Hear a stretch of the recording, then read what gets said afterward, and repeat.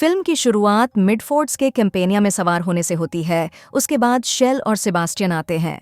Shell को Phantom hive manner में हुई बातचीत याद आती है, जहां लाउ ने कर्नस्टीन हॉस्पिटल में सस्पिशियस एक्टिविटीज का बताया था, जहां मरे हुए लोगों पर एक्सपेरिमेंट्स की अफवाह थी। शेल को पता चलता है कि हॉस्पिटल के टॉप डॉक्टर्स ऑरोरा सोसाइटी नामक एक सीक्रेट ग्रुप का हिस्सा हैं, जो कोइंसिडेंटली एलिजाबेथ और मिडफोर्ड्स के साथ जहाज पर चढ़ रहे हैं। शेल वॉयेज में शामिल होकर इन्वेस्टिगेट करने का फैसला करता है, जिससे एलिजाबेथ हैरान होती है। बैंक्वेट के दौरान शेल और सेबास्टियन शानदार कपड़े पहनते हैं, जिसमें स्नेक भी शामिल होता है। इस बीच शेल को पता चलता है कि ऑरोरा सोसाइटी शिप पर एक सीक्रेट गैदरिंग का प्लान बना रही है। शेल और सेबास्टियन मीटिंग में घुसपैठ करने के लिए खुद को छिपाते हैं, जहां वे अपनी मेंबरशिप साबित करने के लिए ह्यूमिलिएटिंग फीनिक्स पोज करते हैं। मीटिंग में डॉक्टर रियान स्टोकर एक छोटी लड़की को फिर जिंदा करने के लिए अपनी मशीन चलाता है। हालांकि लड़की एक खतरनाक ज़ॉम्बी के रूप में जागती है और अपनी मां को मार देती है। सोसाइटी के मेंबर्स के भागने के बाद केओस फैल जाता है और रोनाल्ड, एक नया शिनिगामी, वहां आता है। रोनाल्ड उसकी मां की आत्मा को रिकॉर्ड करता है और सेबास्टियन के साथ कुछ समय के लिए भिड़ जाता है। वह सेबास्टियन को इन्फॉर्म करता है कि अजीब डॉल्स को मारने का एकमात्र तरीका उनके सिर को कुचलना है। शेल एलिजाबेथ और मिडफोर्ड्स को वार्निंग देने के लिए भागता है। स्टोरेज रूम में वह स्नेक और उसके सांपों को ऑरोरा सोसाइटी के एम्ब्लम के साथ मार्क्ड कॉफिन्स की रखवाली करते हुए पाता है। अचानक कॉफिन्स खुल जाते हैं और ज़ॉम्बीज हमला करते हैं। जब शेल एलिजाबेथ को बचाता है तो सेबास्टियन आता है और खूबसूरती से लेकिन बेरहमी से ज़ॉम्बीज को मारता है। सेबास्टियन के असली डिमोनिक फॉर्म को देखकर शेल को अपने पास्ट के दर्दनाक इवेंट्स याद आते हैं। स्टोकर कहता है कि जहाज के दूसरे हिस्से में और भी ज़ॉम्बीज जमा हैं। शेल सेबास्टियन को मिडफोर्ड्स को बचाने का ऑर्डर देता है, जबकि वह एलिजाबेथ और स्नेक ज़ॉम्बीज को रोकने के लिए एक डिवाइस हासिल करने के लिए जाते हैं। सेबास्टियन पाता है कि मिडफोर्ड्स अपनी बेहतरीन तलवारबाजी के कारण ज़ॉम्बीज को आसानी से मार रहे हैं और वह शेल की मदद करने के लिए चला जाता है। रोनाल्ड रिकॉर्ड्स इकट्ठा करना जारी रखता है, जिसमें एक लड़की का रिकॉर्ड भी शामिल है जिससे वह पहले मिला था। इस बीच ग्रेल आता है, जिससे रोनाल्ड के साथ एक टाइटैनिक इंस्पायर्ड मोमेंट होता है। ज़ॉम्बीज के अटैक के दौरान शिप एक आइसबर्ग से टकरा जाता है क्योंकि कप्तान मारा जाता है। बॉयलर रूम में शेल, एलिजाबेथ और स्नेक बढ़ते पानी का सामना करते हैं। स्नेक उन्हें बाहर निकालने के लिए एमिली नामक स्नेक को एक वेंट के जरिए भेजता है। एलिजाबेथ अपनी ड्रेस की वजह से हिचकिचाती है। वह शेल के लिए सुंदर दिखना चाहती है। निराश होकर शेल उसकी ड्रेस फाड़ देता है और वे भाग जाते हैं। सेबास्टियन शेल को पकड़ लेता है जब वे वेंट से बाहर निकलते हैं और वे ज़ॉम्बीज से घिरे होते हैं। जब सब कुछ मुश्किल लगता है, एलिजाबेथ अपनी मिडफोर्ड तलवारबाजी दिखाते हुए ज़ॉम्बीज को पूरी तरह से काट देती है।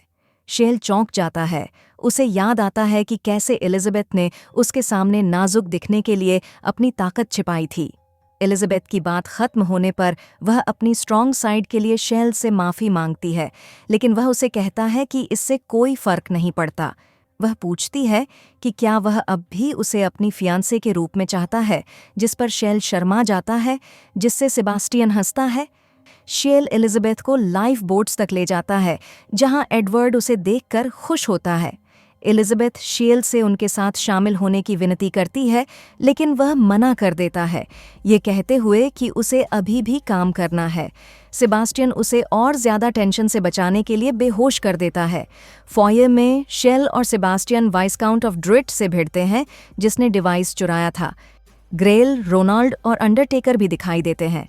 विस्काउंट एक नई दुनिया बनाने के लिए डिवाइस का यूज़ करने का दावा करता है, लेकिन पता चलता है कि उसे धोखा दिया गया है। जैसे ही ग्रेल उसे मारने की कोशिश करता है, अंडरटेकर आता है, एक अनब्रेकेबल वुडन स्टिक से विस्काउंट को बचाता है। जहाज डूबते ही झुक जाता है और केओस फैल जाता है। अंडरटेकर एक रिटायर्ड शिनिगामी के रूप में अपनी असली पहचान दिखाता है और अपनी डेथ साइथ को बाहर निकालता है, जिससे सभी चौंक जाते हैं। वह कहता है कि उसने फिल्म रिकॉर्ड्स के साथ छेड़छाड़ करके ऐसी डॉल्स बनाई थी। वह क्यूरियस था कि क्या जिंदगी को आगे बढ़ाना कारगर होगा, और ऐसा ही हुआ, लेकिन रिवाइव्ड बॉडीज आत्माओं को चाहते हैं क्योंकि शिनिगामी ने उन्हें पहले ही काट लिया था। एक एपिक बैटल होता है जब ग्रेल, रोनाल्ड और सेबास्टियन अंडरटेकर से लड़ते हैं, जो इनक्रेडिबली तेज और स्किल्ड साबित होता है। वह आसानी से उनके हमलों का मुकाबला करता है। आखिरकार अंडरटेकर अपनी डेथ साइथ का यूज करके शिएल को सेबास्टियन से अलग करता है और उस पर हमला करता है। शिएल सेबास्टियन के लिए रोता है, जिससे वह फ्लैशबैक शुरू हो जाता है जब सेबास्टियन पहली बार शिएल के सामने अपने डिमोनिक फॉर्म में आया था, जिसे हॉन्टिंग चारकोल जैसे आर्ट में दर्शाया गया था। फ्लैशबैक में सेबास्टियन के बटलर के रूप में शुरुआती स्ट्रगल्स को दिखाया गया है, जिसमें वह मोमेंट भी शामिल है जब वह बाथटब में गिरने के बाद शिएल की मदद करने के लिए दौड़ता है। फ्लैशबैक का समापन शिएल के क्वीन के वॉचडॉग के रूप में सोसाइटी में लौटने के साथ होता है, जहां सेबास्टियन उसकी आत्मा लेने के लिए तैयार था, लेकिन शिएल ने मना कर दिया था, यह कहते हुए कि वह नहीं चाहता था जो उससे छीन लिया गया था, बल्कि उन लोगों से बदला लेना चाहता था जिन्होंने उसके साथ गलत किया था। सेबास्टियन और शिएल उगते सूरज की ओर देखते हैं, जहां रेस्क्यू बोट उनकी ओर आती है और सेबास्टियन कहता है कि उनका काम अभी शुरू हुआ है। ग्रेल और रोनाल्ड समुद्र के बीच में तैर रहे होते हैं जब उन्हें विलियम टी. स्पीयर्स द्वारा बचाया जाता है। विलियम ग्रेल और रोनाल्ड द्वारा कैंपेनिया में किए गए काम से संतुष्ट नहीं है क्योंकि उन्होंने उससे ओवरटाइम करवाया था। सेबास्टियन और शिएल एलिजाबेथ और मिडफोर्ड से फिर से मिल जाते हैं।